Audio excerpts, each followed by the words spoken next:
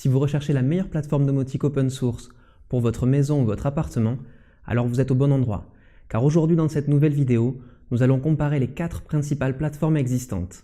Home Assistant, OpenHub, Domotix et le coûteux JDOM. Allez, ça part de là. Dans ce comparatif, toutes les plateformes auront été testées sur un Raspberry Pi, le compagnon idéal pour constituer votre hub domotique. Le Pi est un appareil très bon marché et évolutif, que vous pouvez faire fonctionner 24 heures sur 24 et 7 jours sur 7 sans que cela ait un impact trop important sur votre facture d'électricité. Bien qu'il existe un certain nombre d'alternatives différentes, comme par exemple IO Broker, HomeGenie, MyController, etc., dans cette vidéo, nous allons nous concentrer sur les 4 plus grandes plateformes disponibles. Nous passerons en revue les 6 principaux aspects à prendre en compte lors du choix d'une plateforme domotique: l'installation, la configuration, la flexibilité, la communauté d'utilisateurs, le rythme de développement et les capacités d'automatisation. Si vous débutez dans le monde de la domotique, je vous invite à regarder cette vidéo, cela pourra vous aider à comprendre les concepts de base avant de vous plonger dans les détails de ce comparatif.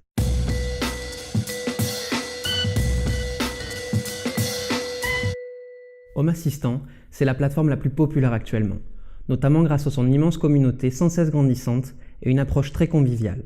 Le slogan de ce logiciel domotique, c'est simplicité.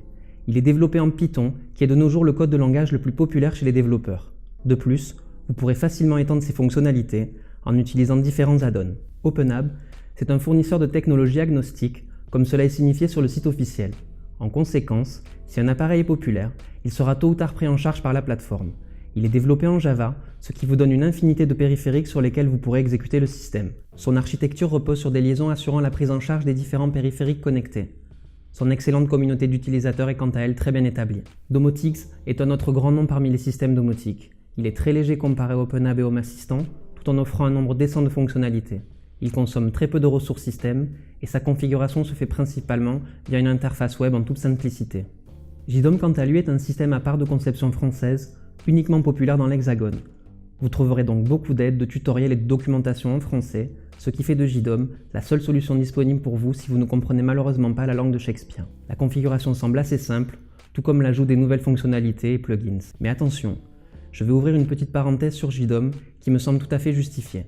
Car si vous démarrez dans la domotique, sachez que JDOM profite de son pseudo-monopole sur le marché français et de sa relative simplicité d'utilisation pour vous faire payer ses plugins qui sont absolument gratuits. Je me répète, absolument gratuits sur les autres plateformes testées ici. Par exemple, tous les appareils et composants que j'ai intégrés gratuitement à mon système Home Assistant m'auraient coûté une bonne centaine d'euros sur JDOM. Par principe, sur un projet open source, je préfère offrir de mon plein gré de l'argent à un développeur si je suis satisfait de son travail, plutôt que de me sentir pris au piège dans un système filou qui en vaudra toujours à mon portefeuille dès qu'un nouveau composant voudra bien se rendre disponible. Je referme cette longue parenthèse sur JDOM ici en le disqualifiant de ce comparatif pour les raisons évoquées. Je m'excuse sincèrement auprès des nombreux utilisateurs français de cette plateforme, ne vous sentez pas attaqué, mais comprenez que JDOM en réalité court tout seul dans une catégorie démodée de hub domotique semi-payant.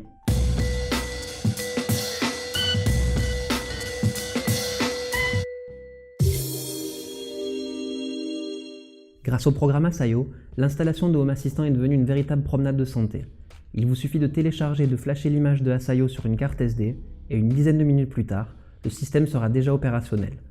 La durée d'installation peut être un peu plus longue en fonction de votre connexion internet, car pendant l'installation, la dernière version de Home Assistant devra être téléchargée. Le processus d'installation OpenHubian est assez similaire à celui de Asayo, mais va vous prendre beaucoup plus de temps.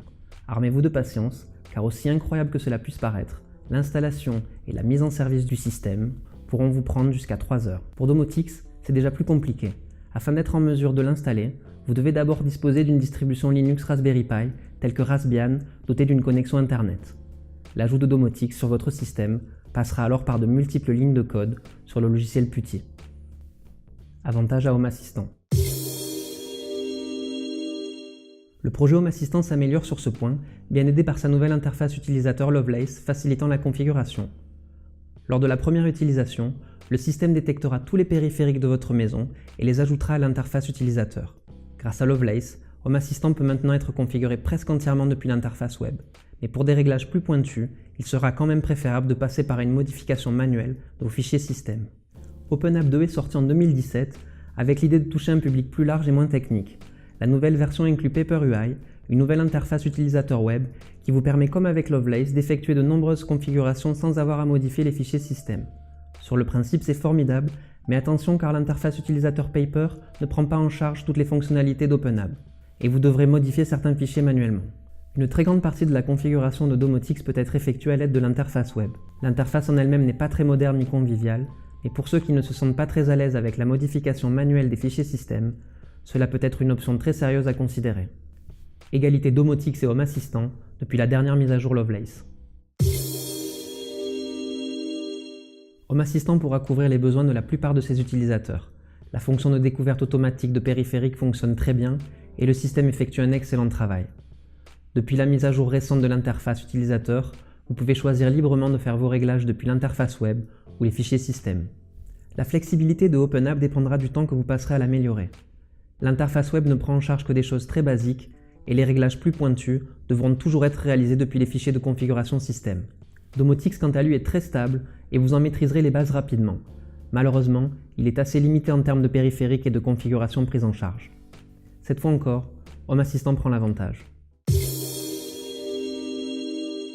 La communauté d'utilisateurs de Home Assistant est probablement aujourd'hui la plus grande. Les utilisateurs sont très bien informés et sont toujours disponibles pour répondre à vos questions. En parcourant le forum officiel, vous trouverez très probablement tout ce dont vous aurez besoin pour résoudre vos problèmes. Si vous posez des questions, vous obtiendrez généralement une réponse assez rapidement, la communauté étant très réactive. La communauté d'utilisateurs de OpenHub est réputée pour être semblable à celle de Home Assistant, d'excellente qualité. En parcourant le forum officiel, vous trouverez aussi très probablement tout ce dont vous aurez besoin pour configurer votre système. Domotics compte désormais beaucoup moins d'utilisateurs que ses deux concurrents. La documentation est légèrement obsolète et trouver des réponses lorsque vous rencontrez des problèmes n'est pas toujours évident. Égalité OpenHub et Home Assistant. Home Assistant ajoute les composants plus vite que son ombre. Avec une nouvelle mise à jour toutes les 2 semaines, l'intégration des derniers gadgets se fera très rapidement. Depuis la dernière version, 1327 composants sont pris en charge. Si vous êtes un early adopter de high-tech, ce sera le hub parfait pour vous. Le rythme de développement de OpenHub est assez lent. La raison principale découle d'un processus d'approbation rigoureux qui, au bout du compte, font de cette plateforme la plus stable des trois. Cela ne l'empêche pas de compter plus de 1500 composants dans son catalogue. Domotics est définitivement à la traîne en ce qui concerne la prise en charge des derniers appareils, surtout ceux qui proviennent de marques avec des systèmes propriétaires utilisant des protocoles obscurs. Le site officiel ne donne d'ailleurs malheureusement aucune indication sur le nombre de composants pris en charge. Une fois de plus, l'avantage revient à Home Assistant. Avec Home Assistant, vous pouvez programmer vos automatisations depuis l'interface web ou depuis un fichier .yaml en codage Python. Bien que cette méthode de codage soit très rigide, elle reste très facile à apprendre pour les non-développeurs. Si vous pouvez assimiler la règle des 2 espaces, alors vous pourrez faire des choses assez complexes avec seulement quelques lignes de code. Avec Asayo, vous pouvez utiliser les add-ons Rednode ou AppDaemon pour écrire vos automatisations à l'aide de différentes interfaces graphiques. OpenHub gérera tout ce que vous lui demanderez. Cela dit, la syntaxe Xbase utilisée ici n'est pas des plus faciles à assimiler. Lorsque vous souhaiterez créer des comportements complexes, cela pourra devenir vraiment fastidieux. Heureusement, vous pourrez installer le plugin JSR 223. Ce plugin vous permettra alors d'écrire vos règles en JavaScript. Au fil du temps, vous finirez par vous habituer à la syntaxe Xbase et peut-être vous commencerez à l'apprécier. Domotics utilise le scripting Lua qui est très propre et très puissant. Il pourra certainement gérer tout ce que vous voudrez.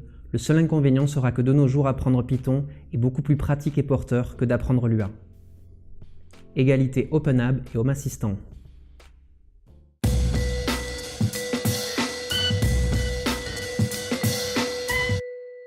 À la dernière place de ce comparatif, nous avons Domotics, qui n'a aucun avantage significatif par rapport à ses deux concurrents. C'était une excellente plateforme à un moment donné, cependant la communauté n'est plus aussi forte qu'elle l'était, victime d'un exode de ses utilisateurs vers Home Assistant ou OpenHub. Comparé aux 2 autres hubs, il manque de documentation, de flexibilité et de périphériques pris en charge. À ce stade, Domotics est la moins bonne option qui s'offre à vous, à moins bien sûr que vous ayez déjà des bases en codage Lua. À la 2e place, OpenHub est sans aucun doute un excellent système domotique, qui aurait tout aussi bien pu finir premier. Il est très flexible et dispose d'une énorme communauté. L'interface utilisateur n'est pas aussi séduisante que celle de Home Assistant, mais elle reste satisfaisante et suffisamment personnalisable. Le rythme de développement est réputé pour être lent et la prise en main pour être un peu plus longue et fastidieuse. Des défauts mineurs pour les initiés qui sauront tirer le meilleur de cet excellent système, mais tout de même suffisant pour le déconseiller aux novices. Ayant adopté ce système depuis plus d'1 an, je manque peut-être d'objectivité, mais de par son ouverture, sa gigantesque communauté, son armée de développeurs, son système Asayo et grâce à l'ajout constant de nouveaux composants et fonctionnalités, le projet sera la meilleure option si vous souhaitez bénéficier d'une plateforme gratuite, simple d'utilisation et régulièrement mise à jour. J'aime particulièrement la flexibilité, la simplicité et la fiabilité du système. J'aime aussi les innombrables add-ons, tous plus utiles les uns que les autres, et pour enfoncer le clou, l'interface Lovelace devient de plus en plus complète et intuitive, nous permettant de réaliser la plupart de nos réglages. Voilà pour ce rapide comparatif, j'espère qu'il vous aura éclairé et qu'il vous aidera à choisir le hub qui correspondra le mieux à vos attentes. Pour être honnête avec vous, je n'ai pas pris la peine d'installer ni OpenHub ni Domotix pour tester ces systèmes moi-même, je me suis plutôt basé sur des articles trouvés sur le net, des vidéos YouTube et sur le retour de certains utilisateurs et amis. Je tiens à remercier tout particulièrement Hervé Le Hibou qui m'a fourni quelques informations précieuses sur Domotix. Merci à toi Hervé. N'oubliez pas de liker cette vidéo si vous avez aimé son contenu et si vous êtes des utilisateurs de OpenHub, Domotix ou JDOM et que vous n'êtes pas d'accord avec moi, laissez-moi vos commentaires et vos avis, je serai ravi d'y répondre et de commencer à débattre avec vous. Si vous avez passé un bon moment en ma compagnie, abonnez-vous à la chaîne et cliquez sur la cloche, vous serez prévenu dès qu'une nouvelle vidéo sera mise en ligne. À bientôt!